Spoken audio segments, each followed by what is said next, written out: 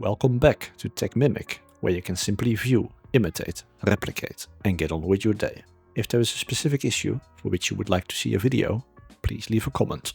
Did you know that you can run a version of Linux directly on your Windows machine without the need for a separate virtual machine or dual booting? Windows Subsystem for Linux, or WSL, is a feature of Windows that allows you to run a Linux environment directly on your Windows machine. WSL is designed to provide a seamless and productive experience for those who want to use both Windows and Linux at the same time. Mainly aimed at developers who need a Linux environment for cross-platform development tasks like code compilation, scripting or testing, while still using Windows, but after this brief demonstration you can quickly see its use cases, I'm sure.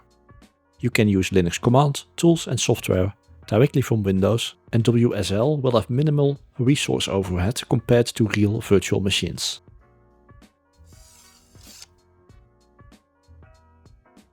It was first introduced in Windows 10 version 16.07, the so-called anniversary update, which was released years ago, back in August 2016. The first version only supported WSL version 1, which was a basic transition layer for running Linux binaries. But since WSL 2, which introduced a full Linux kernel, became available, starting with Windows 10 version 2.004 in May 2020, more functionality became available. But the best experience is available since Windows 11, where WSL has become even more integrated into the operating system, with support for running Linux graphical user interface applications directly, as I will demonstrate. You can switch and share with extreme ease between the Windows and the Linux file system.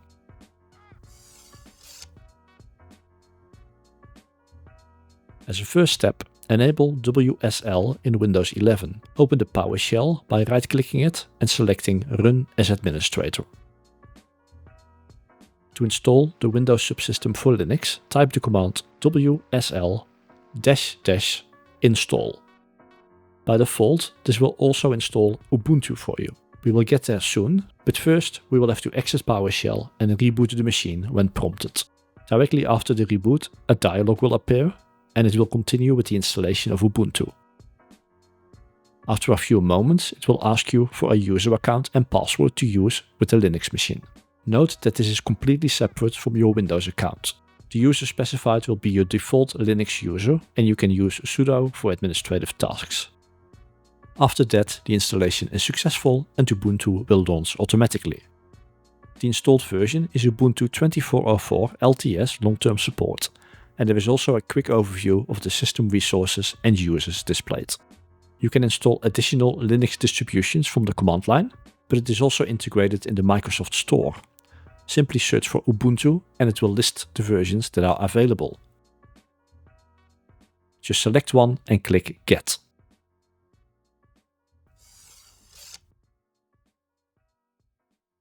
There are three different ways to get to the Linux machine, or machines, as you will see shortly.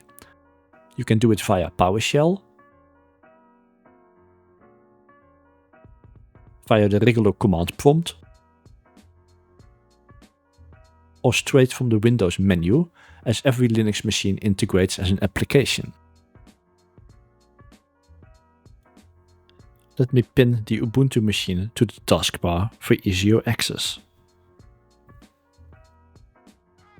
Once in the Linux distro, you can use all of the Linux commands that you are used to, and also internet connectivity is available by default. You can install and run software, interact with files, etc.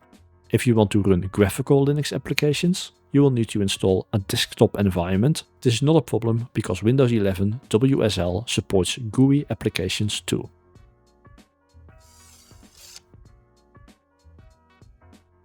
You can access and interact with the files from your Linux system directly from Windows Explorer by navigating to \WSL $. The Linux Penguin, we know as Tux, is displayed, indicating you can browse to Linux file systems. The other way around is also possible. You can access your Windows drive letters and files directly from Linux by navigating to the /MNT or mount directory. For example, to access files in your C drive, navigate into the directory MNT, and there all of your existing drive letters are listed. In this case I am listing files in my C temp directory on Windows, directly from inside the Linux distribution.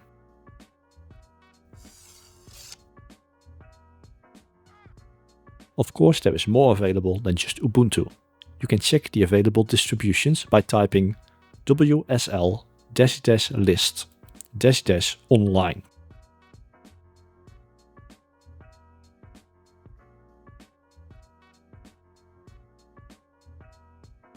You can install a Linux distro from the command line by typing WSL -install -d and then the distribution name. In this case I will use Debian. Specify the Linux user and password you want to use when prompted. And of course the new Linux distro is now also added to the menu as an application, and it will appear in Windows Explorer for browsing the file system.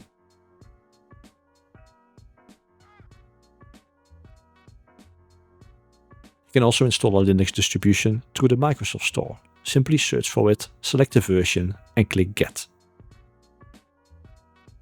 To list the installed distributions, type WSL -list.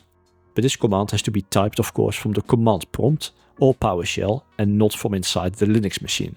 An easy mistake to make. At the moment we have Ubuntu and Debian installed, with Ubuntu being the default.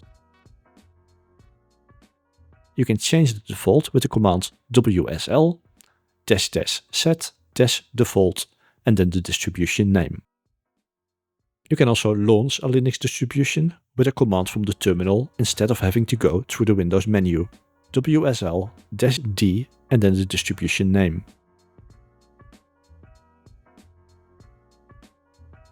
If you just specify WSL and nothing else, it will start the Linux distribution that has been marked as default. When you are done with the Linux distribution, you no longer need it, uninstall it via the Microsoft Store or through the command WSL -unregister and then the name of your distribution.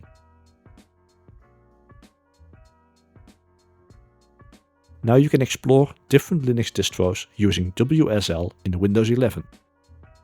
Each one will have the same WSL environment with full access to Linux features. Also, the capability to do all of this from the command line makes this perfect for automated and unattended scripting, and by now I am sure you will have noted the differences compared to running Docker containers in the cloud, virtual machines through a hypervisor or other means of getting Linux to work on Windows.